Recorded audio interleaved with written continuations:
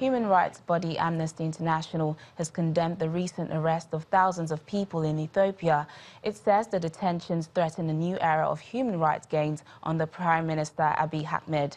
Ethiopian authorities had conducted a wave of arrests in the wake of recent ethnic violence between Oromos and other minority groups that left dozens dead. Local media reports that a total of 3,200 people have been arrested after 65 people were killed in the violence. Mr. Abiy took power in April and has been implementing several reforms, including the freeing of dissidents and unbanning opposition groups. Let's get more on this story now from a human rights lawyer, Mr. Collins Okeke. Thanks for joining us on the program. Thank you very much. What do you make of Amnesty International's allegations that Ethiopia's human right is under threat? Well, I think that Amnesty International has a point in raising concern about the arrests. As human rights lawyers, we understand the predicament of the new prime minister. We understand that he needs to try to maintain some level of law and order, considering the ethnic tension in Ethiopia. But I think that in doing that, it's important that they observe basic human rights standards. So Ethiopia recently witnessed ethnic violence between Oromos and other minority groups that left dozens of people dead. The police conducted a wave of arrests following that violence. Can we really call this an abuse of human rights? Well, it can be if basic standards, human rights standards are not observed. For instance, ensuring that people are not held beyond the constitutionally prescribed period, and then ensure that they are not subjected to they're not subjected to dehumanizing actions.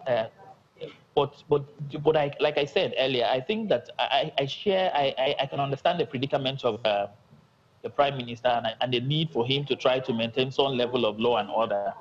But like I said earlier too, I think that in doing that, it's important that he observes basic human rights standards, ensuring that every people's rights are respected and that they comply with basic provisions of the constitution in Ethiopia. Okay, so in your opinion, what else can the government do to boost the country's human rights records without putting Ethiopia's security on the line? Ensuring that security agencies respect the rights of citizens. That for me is very important. And then also ensure that these arrests are not arbitrary and that they are based on concrete evidence, basically, so that we don't have a situation where Ethiopia begins to degenerate to what we used to have before he came into office. So far, he has done very well in terms of reforms, but I think that it's also important for him to ensure that in maintaining law and order, basic human rights are not violated. Human rights lawyer, Mr. Collins Okeke, thanks for joining us on the program. Thank you very much. Thank you. Let's take you to Egypt's Sand Museum now, where sculptures of historical international personalities and fictional comic book superheroes are on display. The museum, which opened in 2014, brings together fascinating characters from around the world to the delight of visitors. Take a look. Sand sculptures of Egypt's Sphinx, the pyramids and statues of Napoleon Bonaparte, Alexander the Great, characters of comic book superheroes and Disney animations sit together at an outdoor museum in Egypt's Red Sea resort of Hurghada. I find it really beautiful. So with all the details and motifs, not only from Egyptian culture, but from cultures around the world.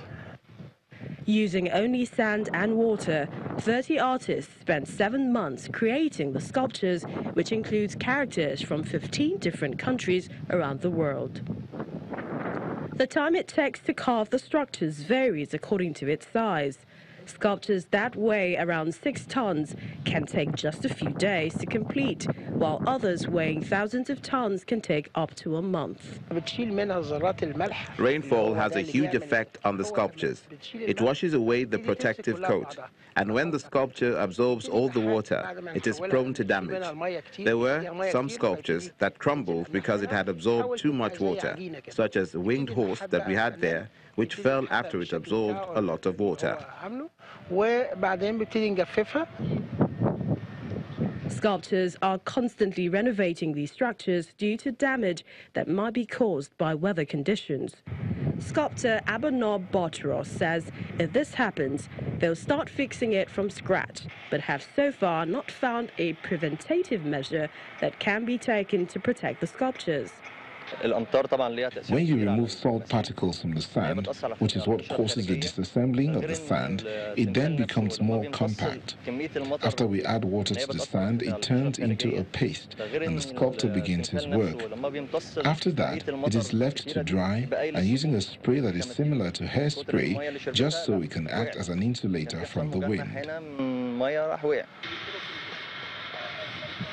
According to the owner of Hurghada's Sand City, the Sand Museum is the only open-air museum for sand sculptures in Africa and the Middle East.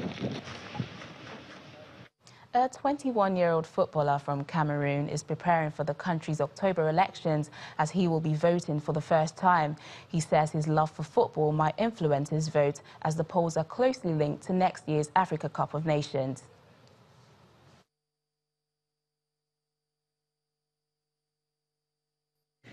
21-year-old Martin Ngu will be voting for the first time in Cameroon's October 7th election. All his life, Ngu has known only one president of his country, and that's 85-year-old Paul Biya, who has been in power since 1982 and seeking a 7th term in the upcoming poll. There are no term limits in Cameroon. Ngu says he wants to be a professional footballer and is looking forward to 2019 when Cameroon will defend their nation's cup championship title as host. However, the country's preparedness as a venue has been in question. There's concern about security due to an ongoing crisis in the Western English-speaking regions, where clashes between a separatist movement and the security forces have killed hundreds and displaced thousands of people. The unrest threatens the stability of the country and has intensified ahead of the October poll. I'm worried about the situation in Northwest and Southwest because, one, I've lost so many innocent ones. It's not actually I, but we, as Anglophones, we have lost so many innocent ones. Children dying, especially youths. So if there are continued killing, youths, who are those who like stand up tomorrow to rule a place? Ngu says he will vote for the opposition's Social Democratic Front party candidate, Joshua Osei, who comes from the Anglophone region. As for me, I will vote for Joshua because Joshua is someone, me, for example, I know he's capable of ruling the country and making things go better, especially for the youth. Because when they talk about Cameroon, it's not the old people, it's us, youth. So, for example, as Barack Obama said, we believe in change. So Joshua promised us change. So that's why I'm going to vote for Joshua. Playing internationally or for the country is a dream shared by many young people in Cameroon. When the indomitable Lions came home with the nation's cup trophy in 2017, they were welcomed like heroes. But critics say Biya's government has not done enough to develop a sport that brings the country so much. That's it on the program today. Thanks for watching. I'm Teniola Shavoele.